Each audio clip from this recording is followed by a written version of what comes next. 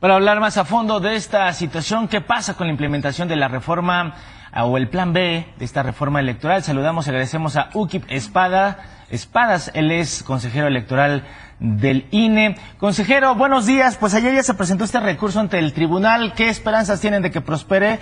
¿Y cómo estarían los tiempos para ver si Edmundo Jacobo podría regresar en el tiempo más breve posible o de plano ya no habría opciones? Buen día. Buenos días. Bien, a ver, lo primero que hay que decir es que es mentira que el cargo que ocupa Edmundo Jacobo desaparezca, porque la ley lo cesa y obliga a la designación de una persona que de manera interina ocupe el puesto hasta, y más adelante ya entonces desaparecería en agosto de este mismo año.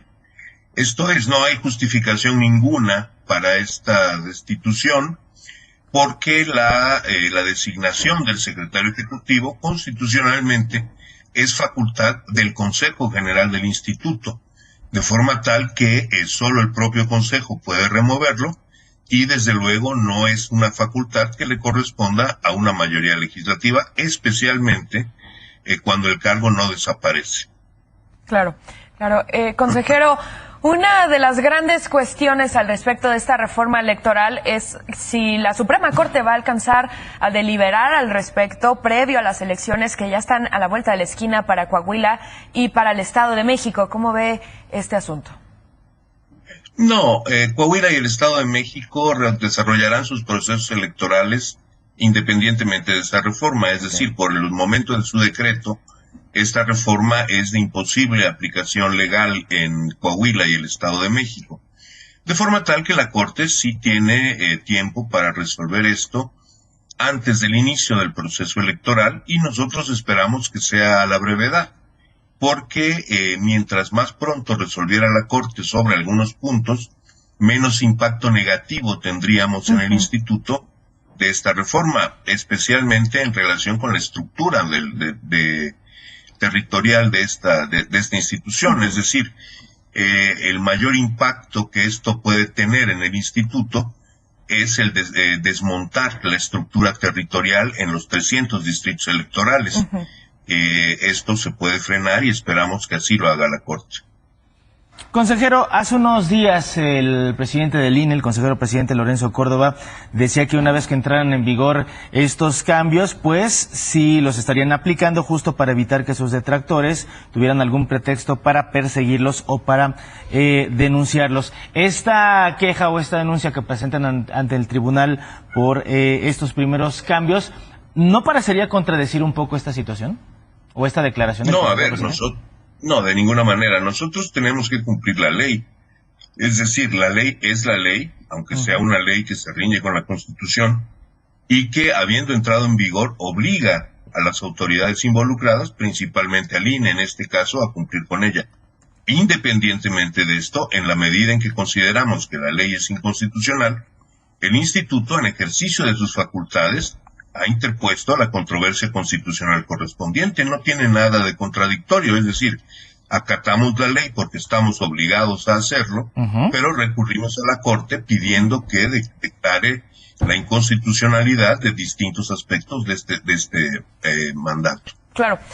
Consejero, uno de los temas en los cuales el presidente ha sostenido para impulsar estas reformas es la llamada austeridad republicana, ¿no? El recorte del presupuesto del instituto. Usted habla de la estructura en territorio, se habla de un despido del 85% del servicio profesional. ¿De cuántas personas estamos hablando que pudieran quedarse sin trabajo?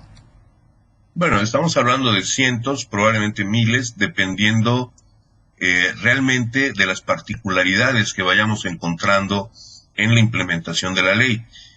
Pero lo cierto es que la cifra de ahorro que se ha dado, 3.500 millones de pesos, es una cifra que ha resultado pues de la imaginación de alguien. Nunca hemos visto una corrida financiera que demuestre que con la entrada en vigor de la ley efectivamente vaya a haber un ahorro. Por otro lado, ese ahorro derivaría de algo terrible, que es mandar a la gente al desempleo y privar a la sociedad del trabajo que estos hacen. Es como que dijéramos que vamos a ahorrar 4.000 millones de pesos en la Secretaría de Salud y nos pongamos a despedir médicos. Es decir, habría un ahorro, pero un ahorro a costa de un servicio que recibe la sociedad. Claro.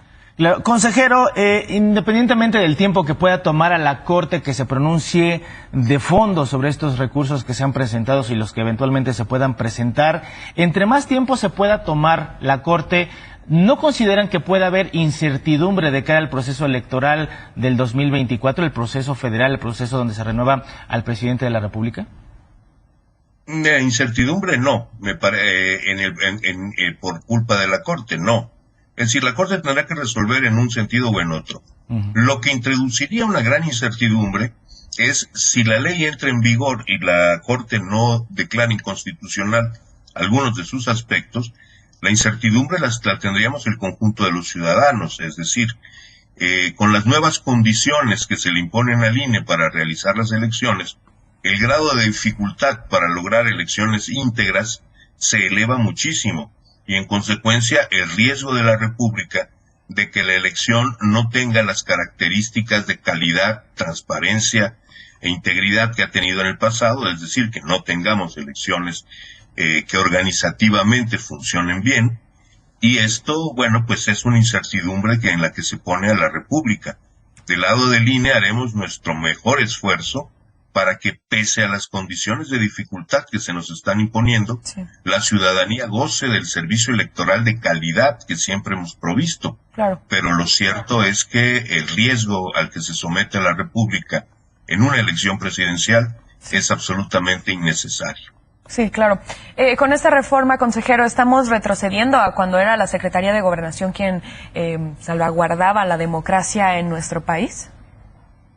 Todavía no tanto, porque sigue habiendo un instituto autónomo, el INE sigue gozando de autonomía, pero sin duda esa es la dirección en la que apunta, es decir, la pretensión de un instituto débil, en este caso no un instituto que dependa directamente del gobierno, pero sí de un instituto débil que sea incapaz de construir una estructura electoral suficiente y que en esa medida la estructura de las elecciones pudiera ser penetrada por fuerzas políticas con interés parcial en los procesos. Esta es la amenaza y reitero, el INE hará todo para que esta amenaza no se cumpla. Perfecto, consejero Opki Espadas, un gran tema muy polémico que ha generado muchas opiniones encontradas y seguramente seguirá formando parte de la agenda en los próximos meses. Buen día, muchas gracias. Gracias, consejero. Muchas gracias. Buen día. Bueno, con esto llegamos al final de la primera hora de información. No te vayas, estamos